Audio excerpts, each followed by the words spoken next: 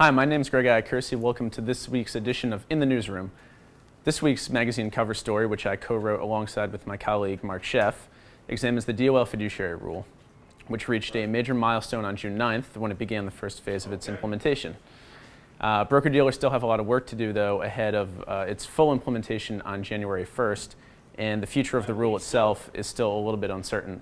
Here to talk a little bit more about our cover story is Mark, who's calling in from our Washington bureau. The Labor Department fiduciary rule reached its most important milestone on Friday, June 9th, but yet the road ahead is still filled with uncertainty. Two provisions of the measure went into effect. One essentially makes all advisors who charge compensation for advice in retirement accounts fiduciaries. All of them have to act in the best interests of their clients.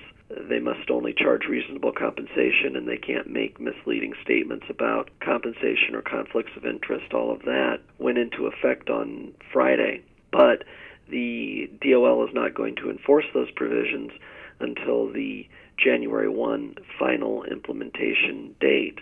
However, between now and January 1, the DOL is reassessing the rule under a directive from President Trump, and that reassessment could lead to a modification or revision of the rule, or perhaps a proposal for an entirely new rule. So just as advisors reach a moment of clarity with the fiduciary rule after 7 years, there are still many questions surrounding what the final rule will look like. And on top of all of that, the SEC has indicated that it's going to jump into the issue and do its own request for comment on fiduciary duty, which could result in the SEC and DOL working together, or the SEC doing its own rule. We'll have to see how that all plays out. Thank you, Mark. You can read the full story in this week's edition of Investment News. For updates anytime, check out our website at investmentnews.com or check us out on Twitter @newsfromIN.